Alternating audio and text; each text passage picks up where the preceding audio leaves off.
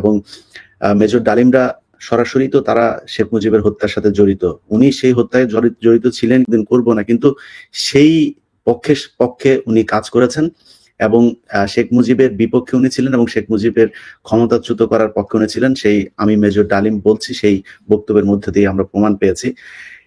কিন্তু আজকে এই মেজর ডালিম যদি নাকি সেই কাজটা না করতো, তাহলে বাংলাদেশ কোথায় যেত, কি হতো, সেটা আমার মনে হয় একটু চিন্তা করে তার প্রতি ন্যায় বিচার করা উচিত। এবং সেই সম্মানটা যদি শেষ বয়সে জনাব মেজর ডালিমকে আমরা যতটা ইয়াং ম্যান হিসাবে দেখছি, ওনার বয়স 80-র উপরে, আপনার 85 তাই না স্যার? না, 75। 75, যাক 75 বছর বয়স। তো 75 বছর বয়স অনেক বয়স। উনি দেখতে অনেক ইয়াং, যদিও খুবই নিজের শরীরের প্রতি উনি খুব যত্নবান, এখনো জিম করেন নিয়মিত।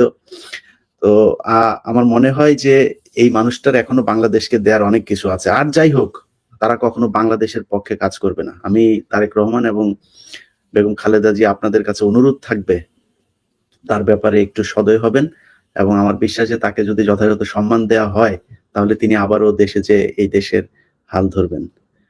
বীর যোদ্ধা, আপনাকে অসংখ্য ধন্যবাদ। আপনার অনেক ব্যস্ততার মাঝে আমাদেরকে সময় দিয়েছেন। যদি জাতির উদ্দেশ্যে আর কিছু বলার থাকে। হ্যাঁ, শেষ কথা, প্রথমত আমি তোমাকে ধন্যবাদ জানাচ্ছি।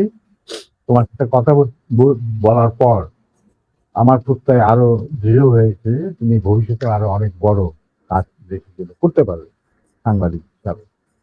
আর আমার দেশবাসীর প্রতি এবং বিশেষভাবে তরুণ প্রজন্মের প্রতি আমার শেষ বক্তব্য, যে আমাদের অভিজ্ঞতা থেকে যদি তাদের বিপক্ষে এগিয়ে নেওয়ার স্বার্থে, তাদের লক্ষ্য অর্জনের লক্ষ্যে কোনো কিছু অবদান আমরা রাখতে পারি, তারা মনে করেন, তাহলে আমরা পিছ পা হব না। আমরা সারা জীবন দেশ আর দেশের মাটি এবং মানুষের জন্য যা করা করেছে, নিজেদের জন্য কিছুই করেছে। চাকরিবাজার কথাটা না হয় বাদে দিলাম। আমি কাউকে, যারা ভুল করেছেন তারা সবাই শিক্ষা গ্রহণ করেছেন আশা করি, এবং তারা যোগ্য প্রাপ্য পেয়েছেন। অতএব আমি তাদের কথাও বলতে চাই না। আমাদের কোন রকম তার প্রতি কোনো প্রতিহিংসা মানে মনোভাব নেই। যার মতো কাজ করেছেন, আল্লাহ তার বিচার করবেন, এবং বিচার হয়ে গেছে, কিছু বিচার বাকি দিয়ে গেছে, তা আল্লাহ করবেন। এবং আমরা যা কিছু করেছি সেটাও আল্লাহরই হুকুমে হয়েছে। এরকম মেজর ডালিম হয়তো অন্য কেউ হতে পারত। এটি আমার শেষ কথা। আমি তোমার মাধ্যমে তোমার যারা, এটাই বাস্তবতা। কিন্তু তারা বিজয়ী হয়ে গেল, বিপ্লবীরা বিজয়ী হলো, তারা ক্ষমতা তাদের নিজে হাতে নিয়ে নিল স্বতঃস্ফূর্ত ভাবে। ইলিয়াস, ঘোষণাটা আমি দিয়েছিলাম স্বতঃস্ফূর্ত ভাবে। মুজিবের সেই মৃত্যুর খবর জানার পর আর বাকশালের পতনের খবর জানার পর লাখো লাখো লোক, মানে দেশের রাস্তা ঘাট, গঞ্জ, শহর, বন্দর, নগর, গ্রাম, সবাই আনন্দ মিছিল বের করলো।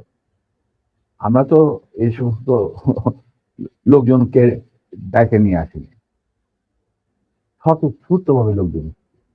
আর যে সমস্ত রাজনৈতিক নেতা বা দলগুলো আন্ডারগ্রাউন্ড ছিল, তারাও জনসমর্থন নিয়ে রাস্তায় চলে আসে।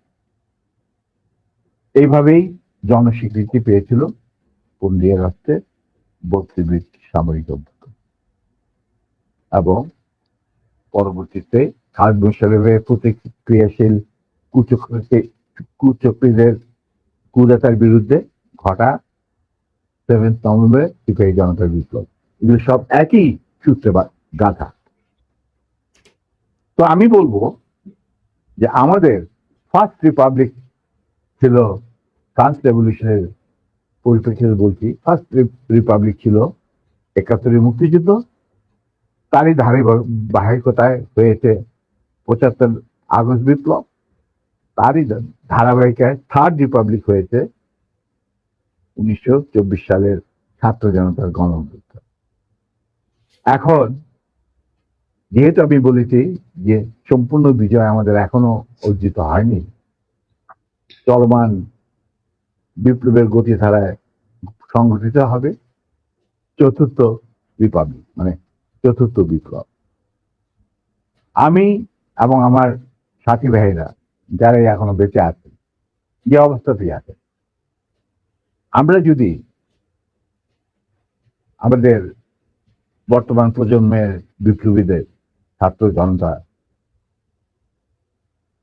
তাদের বিপ্লবী কাণ্ডে কোন রকম অবদান রাখতে পারি, আমাদের নিজস্ব অভিজ্ঞতা, যোগাযোগ থেকে, তাহলে আমরা সেটা